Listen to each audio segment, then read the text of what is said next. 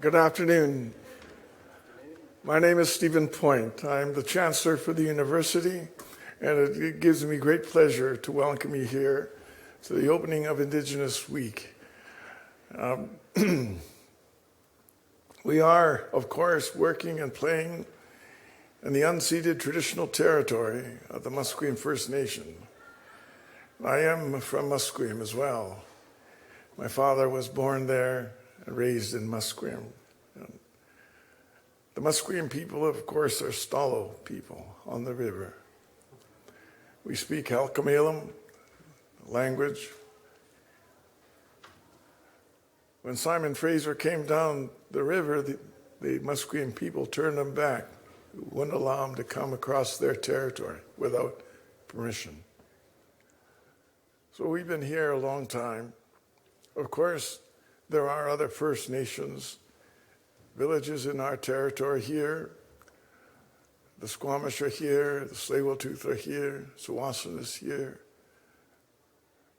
Semiahmoo.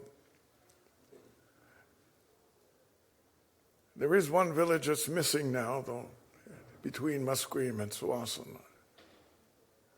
When the people got there, everyone was already dead in the village. The last people that were looking after the ones had laid themselves on the beach inside shallow graves, waiting for the tide to cover them in. They were dead in their grave. My uncle was telling me the story about that village.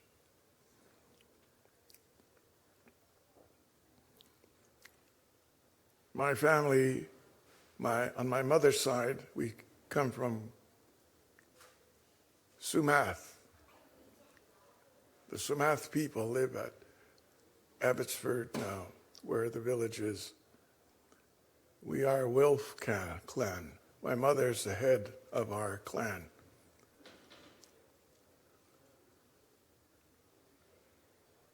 We just had a memorial for my uncle last night. He was born with one extra toe on his right foot. And he couldn't get shoes for his feet. My mom suggested that. She went to her mother to have the toe removed. My grandmother said no. She said, every so many generations, one of the members is born with an extra toe to remind us that we're from the Wolf clan.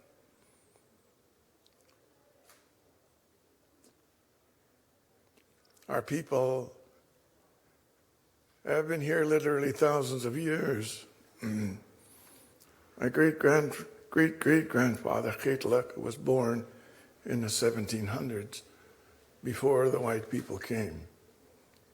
He was a war chief on the river they call Fraser now. We call Stalo. He used to tie himself to a stake on the side of the river. He had stone plates on his chest. It would knock the heads off of the warriors as they came up the river, just by himself. He was a giant of a man, bigger than all the other warriors.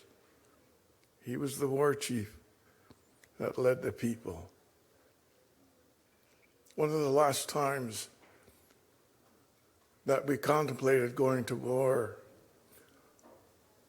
was when one of our young people, Louis Sam, was lynched by white people that came from Nooksack across the border. Before they put the border through, someone had murdered a storekeeper there in Nooksack. And so the white people got dressed up in Indian paint. They wore dresses to look like women, native women. And they came up and they found Louis Sam by Abbotsford. And they hung him on a tree next to our reserve. He was only 17. The government eventually did an investigation. But in retaliation, our Stalo chiefs got together and they deliberated for 3 days as to whether to go to war against the people in Nooksack. You see, that's a mark of a nation. is we protect our people and we protect our land. We were sovereign people before the government came, before the diseases came, before the churches came. And you know, our people are just now waking up from the colonial hangover that's happening. When I came to the school 1970, 71, out of high school I came here. Bill Wilson was in Victoria attending UBC. Joe Mathias was in law school here. There were 12 Indigenous students on the whole university, and I was one of them. We decided at the Student Union building to invite George Emanuel to come and speak, Philip Hall, for Indigenous Awareness Week, what you're still celebrating today. I had a drum and I sat outside the Student Union building. It was a pretty new building back then. Looks pretty old now. But I had a drum and I was singing songs trying to attract people to come in to listen. Back in those days, the Union of Chiefs had been formed in 1969. Our leaders were clamoring for the government to recognize that we have Aboriginal rights, that they hadn't been extinguished by the governments here. They were clamoring for better housing in our communities through the Homemakers Society. They were clamoring for better education.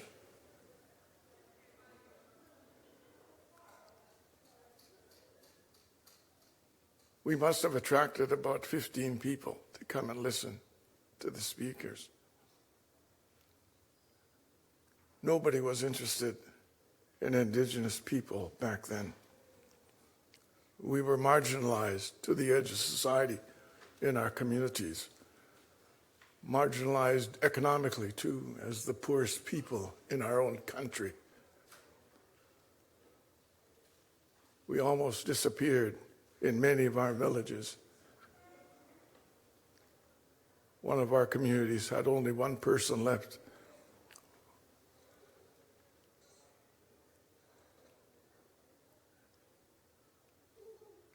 I know it's hard for you to imagine what our people have been through and the tremendous debt that Canada owes Indigenous people. We are the founding nations of this country, for without our land, there would not be a Canada.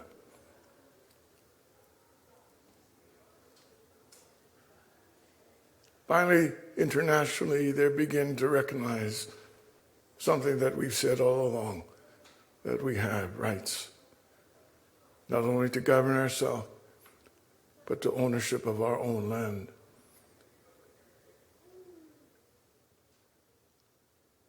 I only wish that more people would come to events like what you're having today, because the general public does not know what's happened to Indigenous people. And I wonder, even if they care.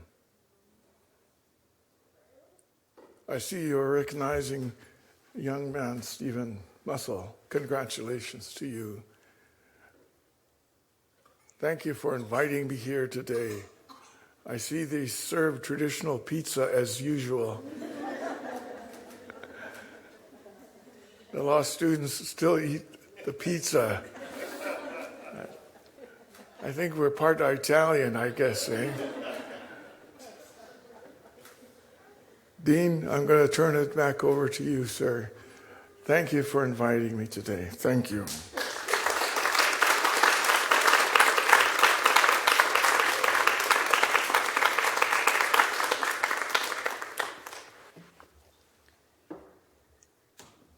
So thank you so very much, Chancellor, for your welcome and for your important words about culture, history, and the importance of conversations like we're having today.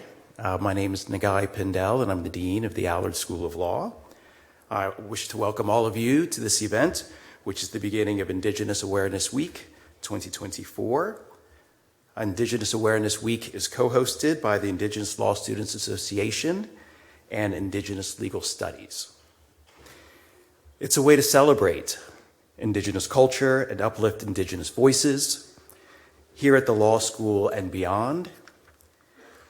And I just thought I'd spend a few moments introducing or describing the various events of the week. So today, as you heard, we'll be hearing from Stephen Mussell, an associate at Mandell Pinder, who is a citizen of the Manitoba Métis Federation and works towards advancing the legal rights of Indigenous peoples in his practice. He's also an alumni of the UBC Law School and will be receiving the 2024 UBC Alumni Builder Award today. On Tuesday, we'll be welcoming Leonard Williams for cedar weaving in room 123 from 12:30 to 2. In the evening, on Tuesday evening, ILSA is hosting their annual charity gala at the Bill Reed Gallery.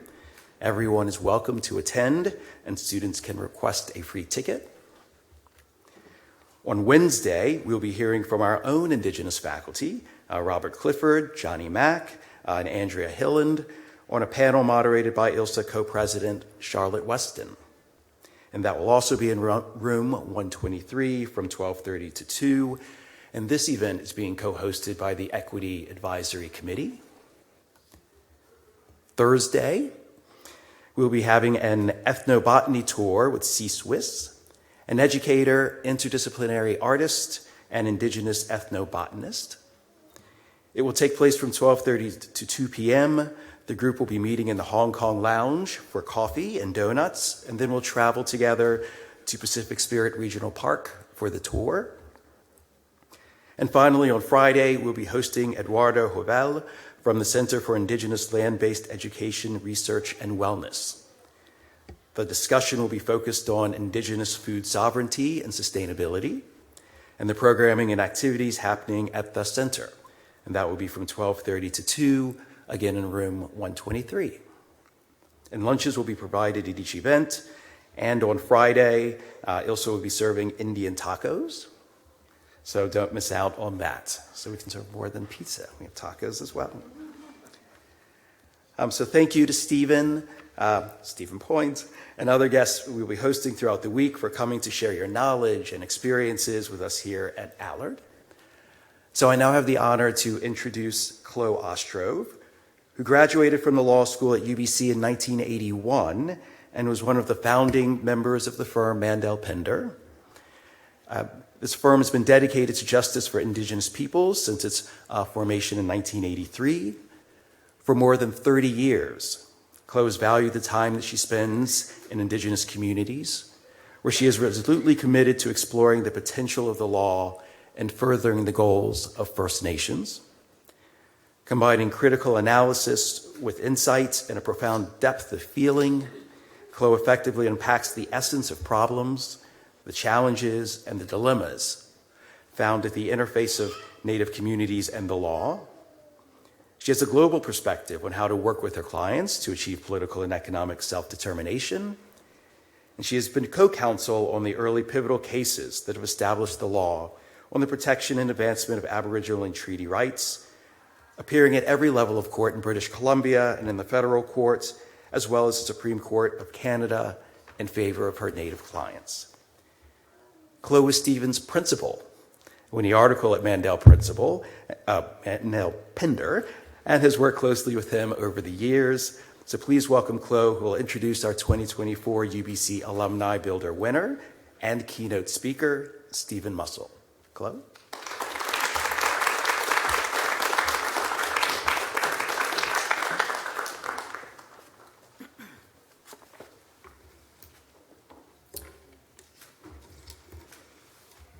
Well, thank you, Chancellor Point, for your teachings and your remarks today. And thank you, Dean Pindell, for your kind introduction. I am delighted to be able to say a few words of an introduction about Stephen. Stephen is a thinker, an educator, and a stand-up human being. I first met Stephen in 2015 when he articled at Mandell Pinder. Thoughtful and smart, Stephen arrived with his own unique blend of honesty, humility, and sensitivity. These qualities have shaped the type of lawyer he is and who he seeks to serve, serving community, serving future generations, having an eye on legacy. Stephen's career began as a junior hockey player. After a brutal crash into the boards, he landed headfirst into law school.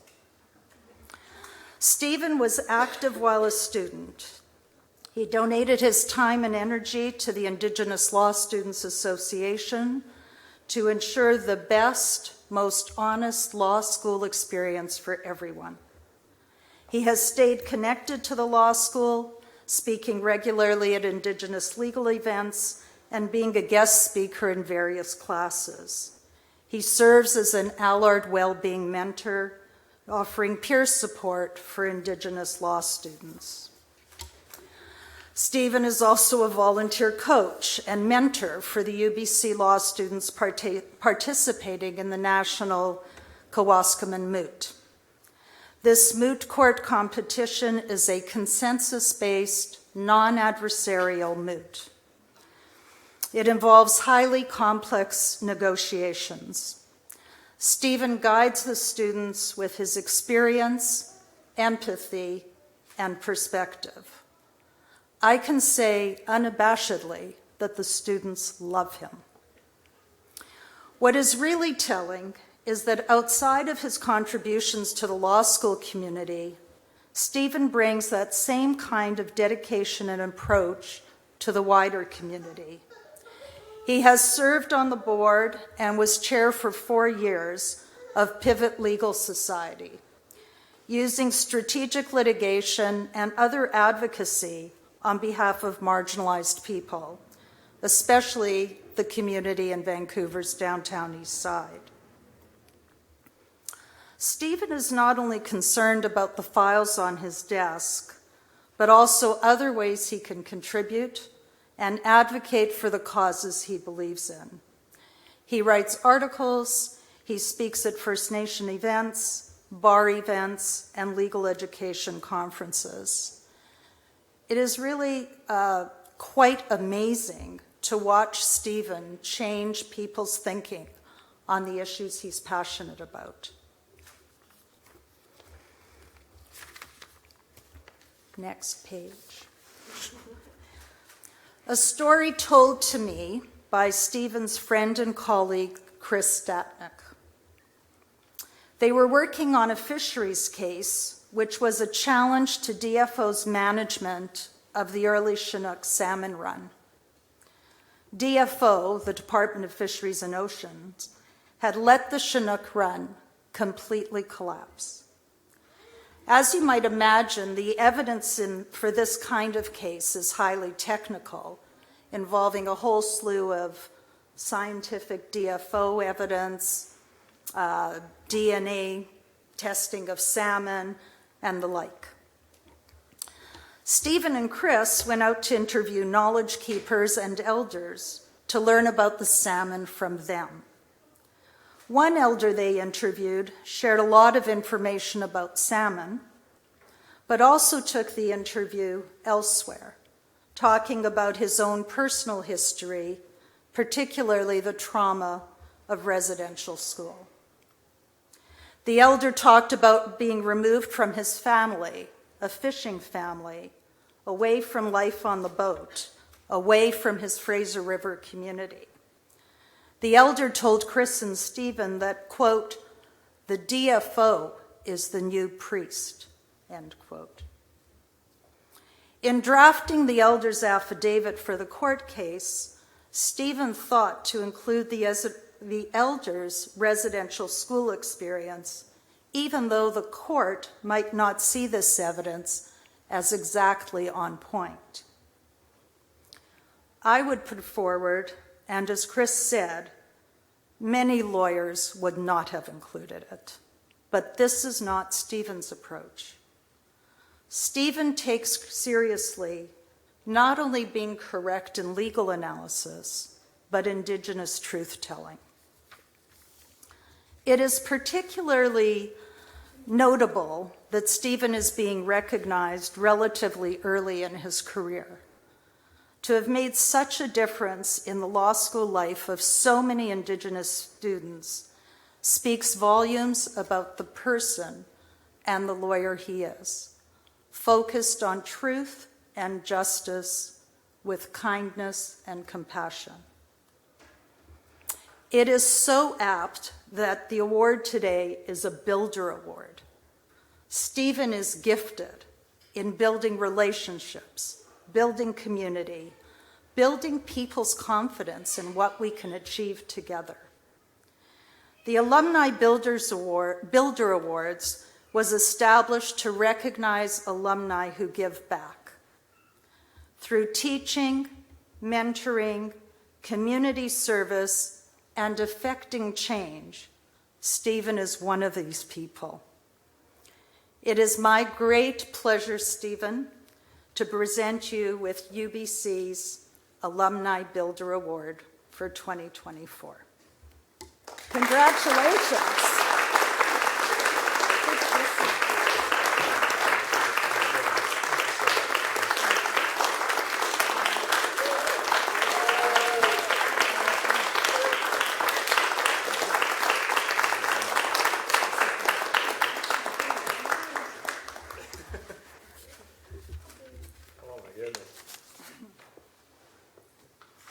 Do I just go now? Is that? Oh, wow.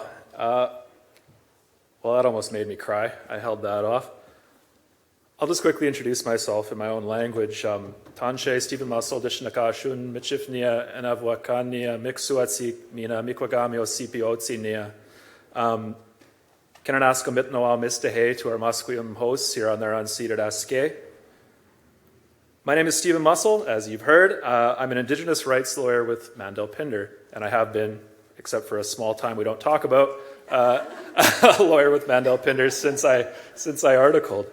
I'm Michif. I'm a member of the Manitoba Métis Federation, as you heard, and I work remotely from my homelands, Askana Asasateki, which is now known as Regina, Saskatchewan, in Treaty 4 territory, the homelands of the Métis. My mother's family, both my parents are Métis. My mother's family is descended from the Brown, Whitford, Price, Spence, and Cook families. They mainly come from Duck Lake, the Eagle Hills in Saskatchewan and northeastern British Columbia, on the Alberta side, Pouce-Coupe Progress area. My father's family is descended from the Klein, LaFrance, and Cyr families. His family predominantly comes from the Red River. My grandmother was born in St. Boniface in Winnipeg. Most importantly, I'm partner to my beautiful partner, Audie, way up there because our son is now walking and has way too much energy, and a father to my amazing son, Emil Kisik, and I'm sure you've seen him running around here. I'm lucky to have them here with me and incredibly thankful to have them in my life. I want to recognize that we're here on the ancestral, traditional, and unceded territory of the Musqueam people and want to thank them for allowing us to gather here as guests. I also want to quickly thank the Honorable Steven Point for your words. Thank you. Thank you for the welcome. I'm humbled that you're here. I also want to thank Clo for your wonderful words. I appreciated that. I was not expecting that. I didn't even know you were going to be here until like yesterday or the day before that. So I appreciate that. It means a lot to me because, as you said, I was your principal, and it's amazing that you still think of me enough to be here. So thank you. Finally, I want to thank Allard Law, the Indigenous Legal Studies program, in particular Lee Schmidt, who I adore, and the Indigenous Law Students Association for your kindness and hospitality and for nominating me and presenting me with this award. I should also shout out my Mandell Pinder colleagues who came out here en masse. I appreciate that very much. Thank you for the support. It feels really weird being up here in like a full circle moment with Steven Point standing here because pretty much 10 years to this day, I was running around here with fueled by anxiety and nervous excitement because we got you to come speak at our Indigenous Awareness Week as the keynote speaker.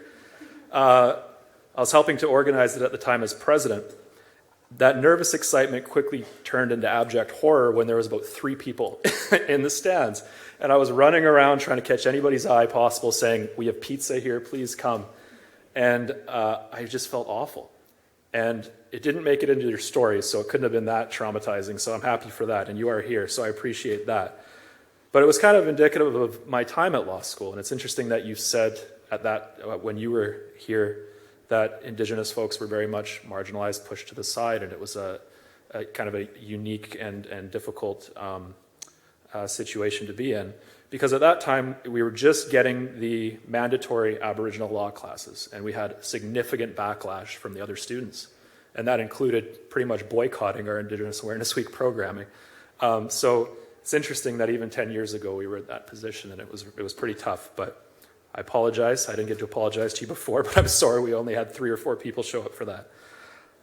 Law school in general was just a very strange time for me. I was accepted into UBC Law just after finishing my 3rd year of a kinesiology degree.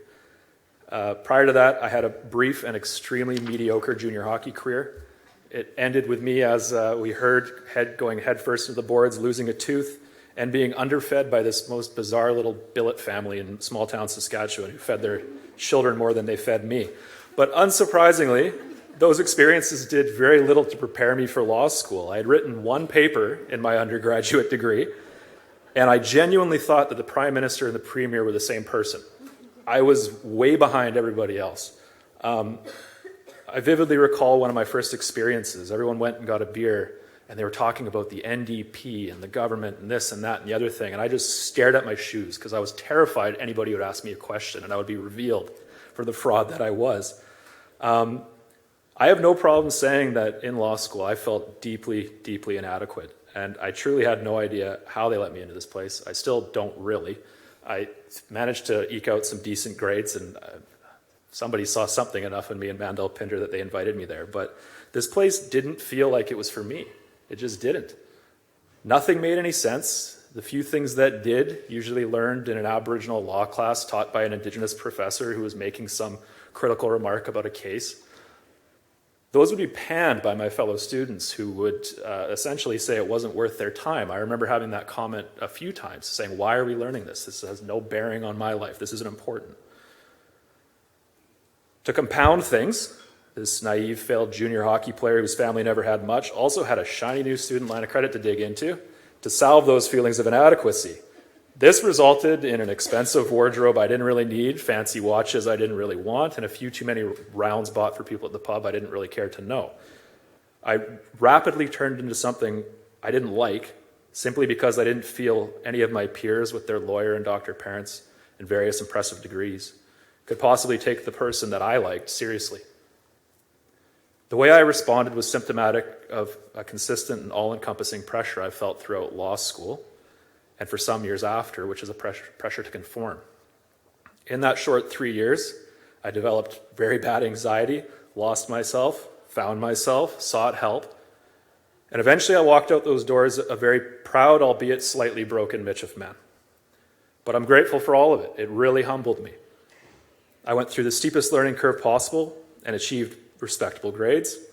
I sought help for the first time in my life and began the lifelong process of dealing with the various mental health issues that I had been burying and masking over as a macho junior hockey player.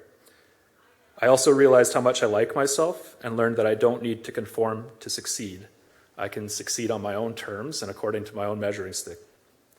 I also connected with other Indigenous law students who were feeling the same way. Our community wasn't large, but the Indigenous Student Lounge always felt like an oasis, and we were well supported by the small but mighty complement of Indigenous faculty that we had at the time.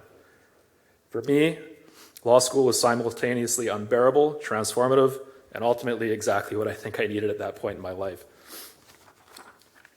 My experiences in law school shaped who I am, and I continue to look back on those experiences when I begin to feel those feelings of inadequacy and doubt creep in, and the pressure to conform. My experiences also shaped how I engage with law students today, and why I never turn down a request to be there for someone as a mentor, to be a guest speaker in a class, or to coach the Kewaskum and Moot team. Having gone through it, I feel like it's my obligation.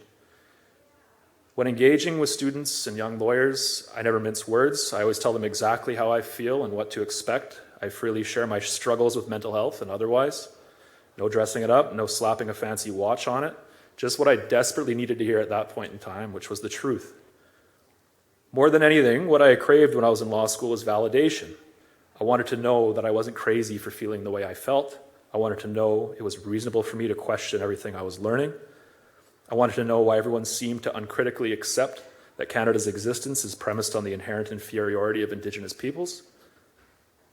I wanted to know why Indigenous law, our laws and legal orders, were wholly ignored or just used as some interpretive aid for the law that actually mattered. Largely, I had to navigate these questions on my own. I had to seek out resources and perspectives that fell out of mainstream quote-unquote thinking at the time. I don't want any Indigenous law student to feel like they have to grapple with any of this on their own or that they're the first to go through it. I don't want them to feel like they have to conform, that to succeed, they need to do what it is they're told good students or good lawyers do to succeed.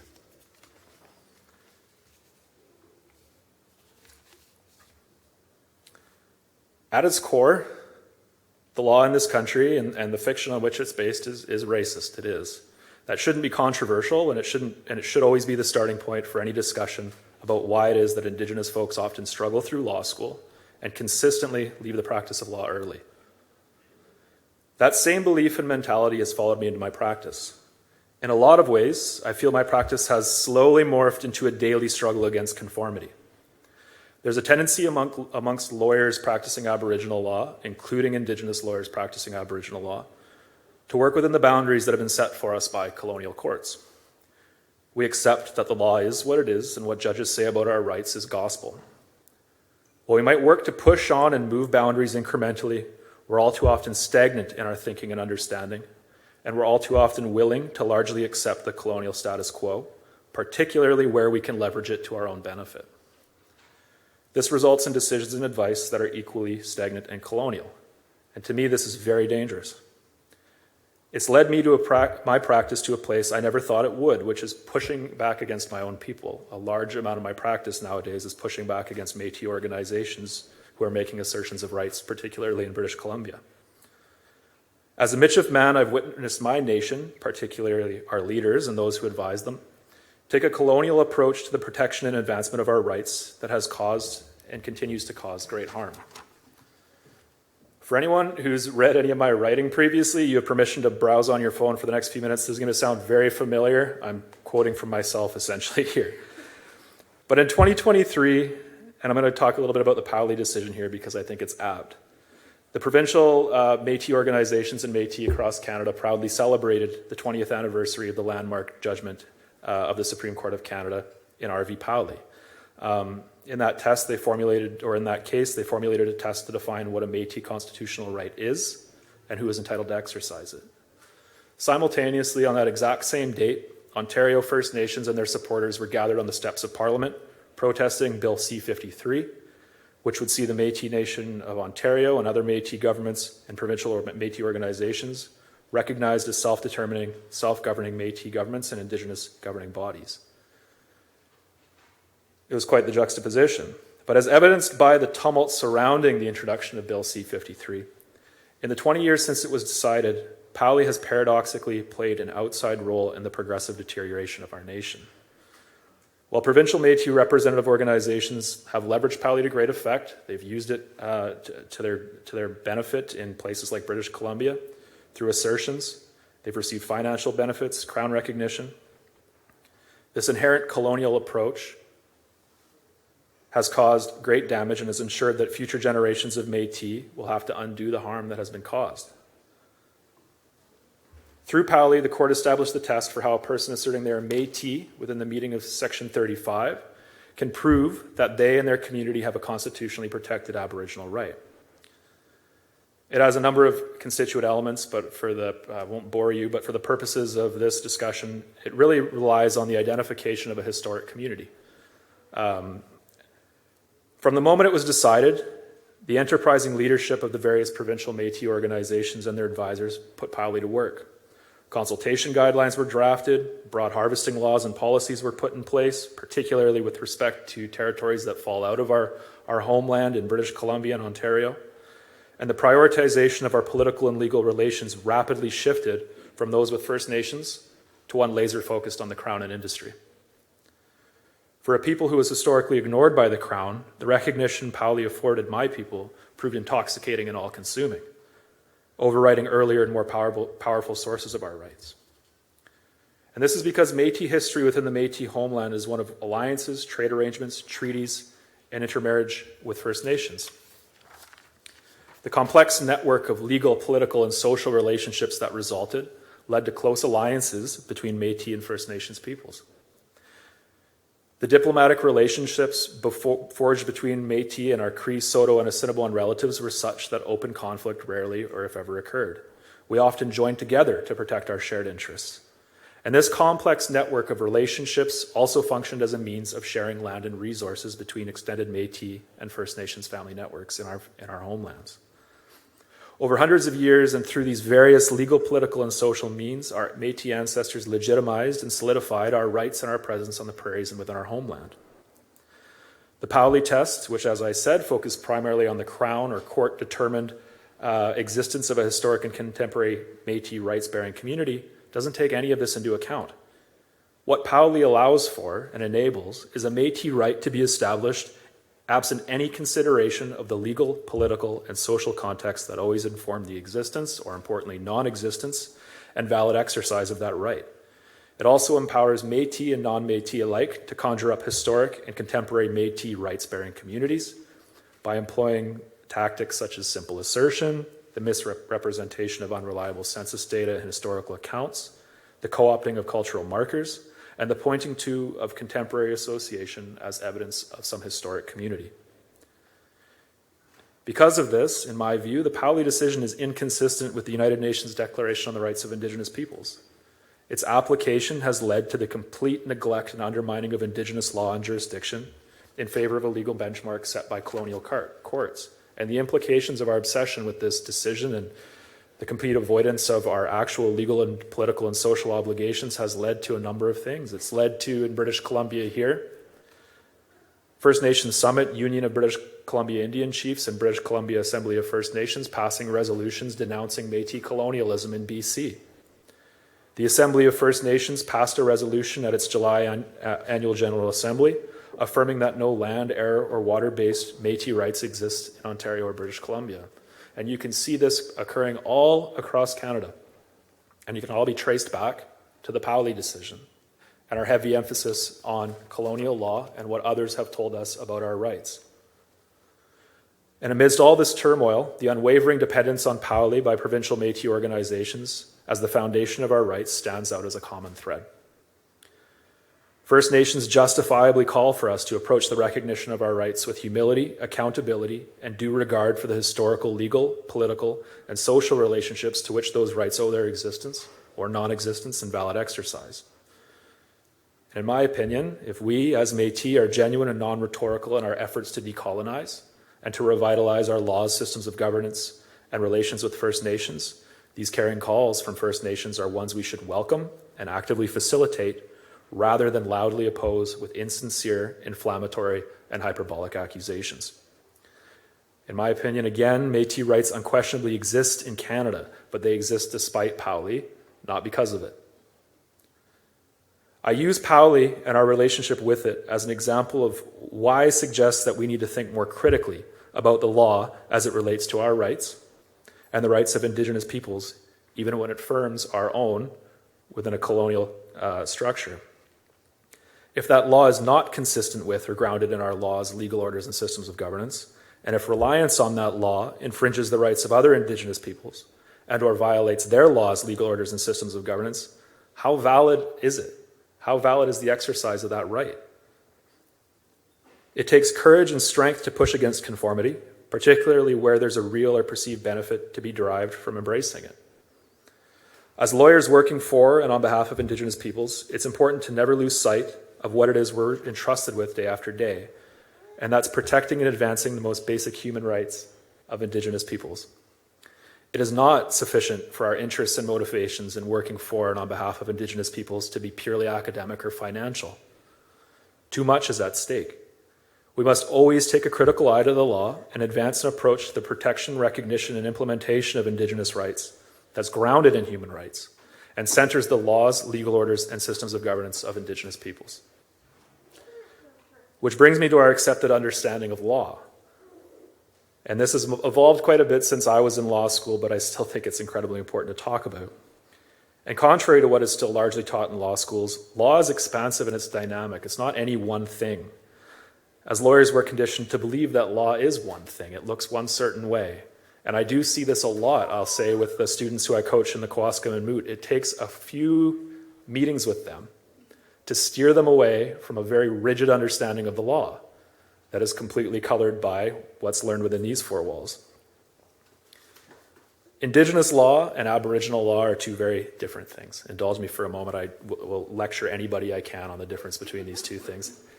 Indigenous law, those are our rights, our laws, our legal orders, the way we govern ourselves, the laws that we've governed ourselves by since time out of mind.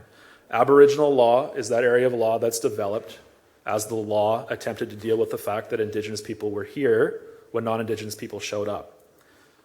Those are two extremely different things, and they should not be conflated. And it's incredible to me that almost 10 years after the release of the Truth and Reconciliation Commission's final report, which specifically said that it's important for all Canadians to understand the difference between Indigenous law and Aboriginal law, we see major law firms and very fancy lawyers who are experts in the area, apparently, proclaiming that they practice Indigenous law. It's confounding to me, and I find it to be very problematic. And it's revealing, and it shows us how far we have to go. It's also not harmless. It might seem like a petty thing that I'm pointing to, but it's not harmless. When we fold Indigenous law into Aboriginal law, we treat it as something less. And we cause confusion to folks who haven't had the education that we've had and can't distinguish between those two things.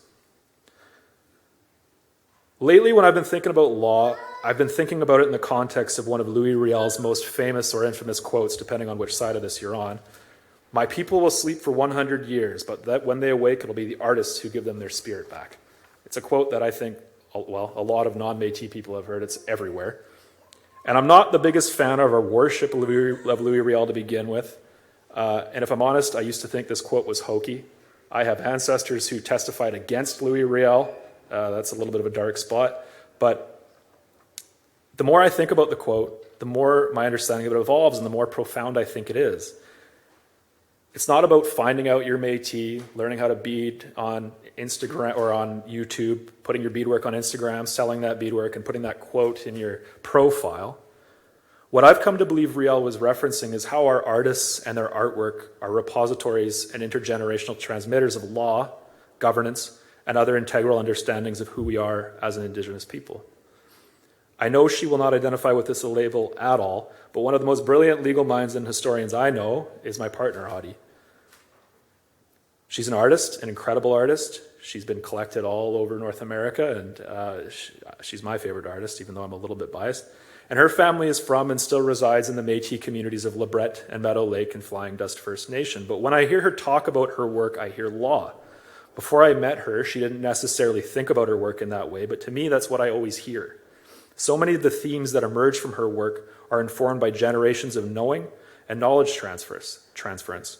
So much of what is necessary for our people to survive is embedded in, from a Western perspective, the most unlikely of places, and this includes art.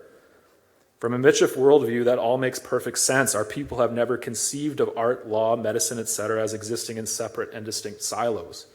Necessarily, all of these intertwined and related concepts cannot be considered in isolation. That's one major part of what makes our culture so beautiful and so resilient, and why Riel's quote resonates with me today. When we succumb to the pressure to conform, this is what's lost. Our focus shifts from what's important and what's foundational to what we're told is important and foundational. Everything needs to be sorted and needs to receive colonial validation to carry any weight, and even our most basic understandings of self, who we are, how we define ourselves, how we relate to others, and how we govern and understand those relationships become dictated. We can't accept this if our people are to survive with more than the most surface level and aesthetic aspects of our culture intact. Before ending, I want to once again thank everyone for being present here today to listen to this failed junior hockey player drone out about a few things that are constantly occupying my mind. I also want to again thank the Humusqueam people and want to thank them for allowing us to gather here as guests. Finally, I want to again recognize my son and partner. Absolutely none of this would be possible without your love and support. You drive my ever-evolving understanding of law, my obligations as a Michif man and father, and my desire to constantly improve. Kinanaskamitn Noa Mr. Hay, thank you all so much.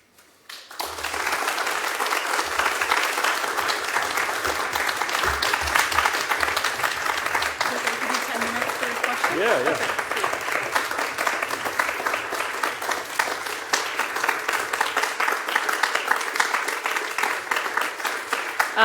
So we do have time for a few questions, if anyone has any.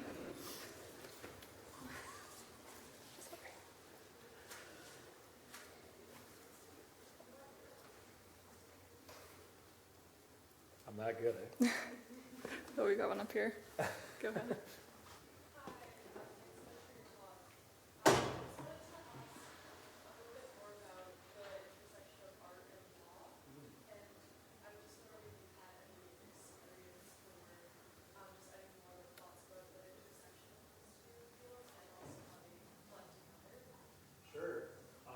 So at a Métis conference, actually, I presented with, I'll get back over here. I presented with my partner and another Michif artist on the intersections of art and law. And how we worked that out is they both talked about two pieces.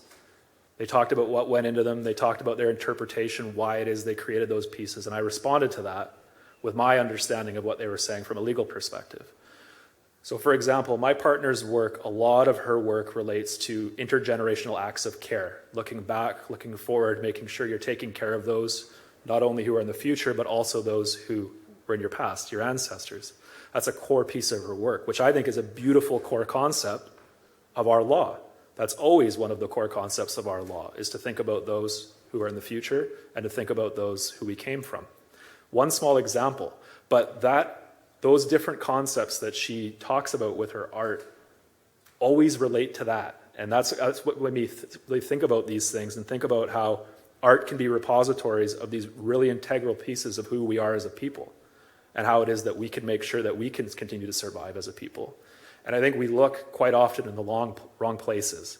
When we're looking for art and understanding of self and understandings of our nation, we do look to, like I said, the Pauli decision, or what some court has said about our rights and our laws and the way that we interact with the world and those around us, rather than looking internally in some places that, from a Western perspective, might be denigrated from that point of view and might be seen as something less than or different than law. And we have so much to learn from those things. So I think it's still on. It might still be online, the talk that we did. It was the Mawichatotag. It was a Métis, online Métis thing. And we talked at length about that. So it might still be online and you can look at it. But it's something that I've been exploring a lot more lately, and I've actually really enjoyed collaborating with my partner in this way, because it's not something that I think was readily obvious to either of us before we met each other. So, yeah. I have a question about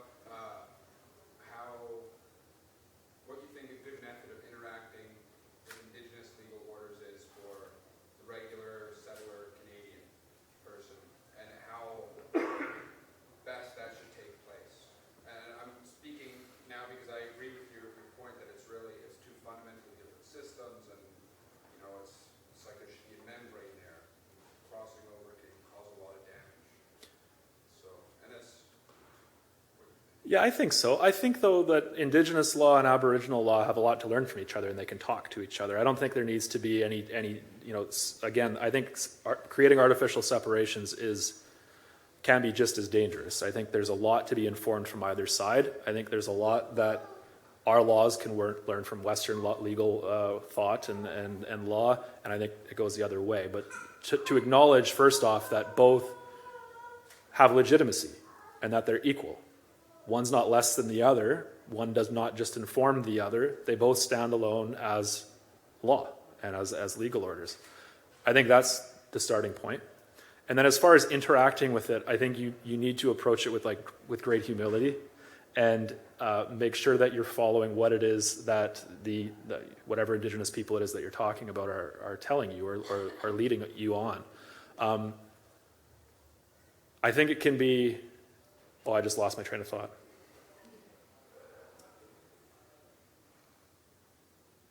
I completely lost my train of thought, I'm sorry. Oh, I remembered. So for example, like we have the program at UVic, and we have folks who are coming out of UVic and saying that they practice Indigenous law. And that isn't, it's not true. And not everybody does that, and I know that the program at UVic has a lot of good pieces in place. But there has to be that level of humility to understand that you're not going to get that overnight. You're not going to get it in 3 years. I have been studying my law for many, many years, and I am not even remotely close to being an expert in Michif law. Not even close. A lot of the learning that I would need to do needs to occur within a specific cultural context. It might have to occur on the land. It might have to come from a certain person. And our law varies very much depending on which community you're in, which family you're talking about. There are commonalities, but they're very different. So I think you need to approach it with humility. You need to understand what protocols are in place for those people. You need to understand how you need to learn that law. And you need to have the understanding that you're never likely to be an expert in it, and you shouldn't be. And that's okay. But we can take a lot of those pieces and bring them into our own practice, and we can carry that understanding as lawyers and hold that up as law. So hopefully that's a little helpful. Nikos. Talk about trying to marry the two systems, I think is really interesting. Do you know of any forums, even some more informal or even any courts that are starting to apply Indigenous laws? I know there was, I think, a Mohawk court that was set up in a unique court structure, but trying to apply those laws in a court structure. I wonder if you're aware of any other attempts at that. By Indigenous peoples, yes, specifically? In the States, there are a number of tribal courts. That's like slightly different context, but that exists, and they have their own courts. And I think it's really hard for us to get away from understanding how we can enforce our law in a way that isn't heavily influenced by the colonial legal system and by colonial law. And I think what we really have to do, and I know there's some discussion going on right now, but we have to work really hard to reclaim and revitalize our own law before we just start going in that direction.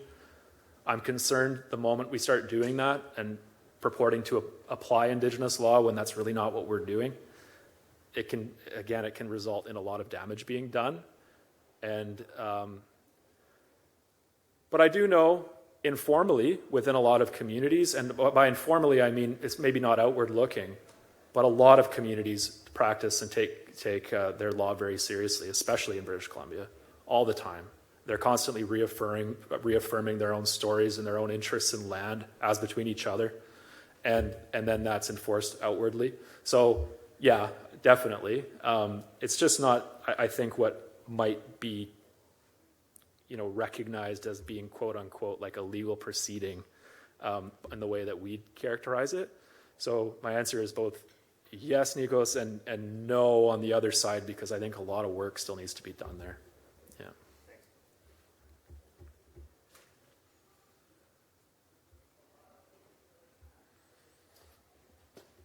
Well, if there are no more questions, we just want to say thank you, Stephen, so much on behalf of Indigenous Legal Studies and the Indigenous Law Students Association for coming today and sharing your knowledge and experiences with us. Absolutely. Yeah, Thank you thank so you. much. Thanks everybody for coming.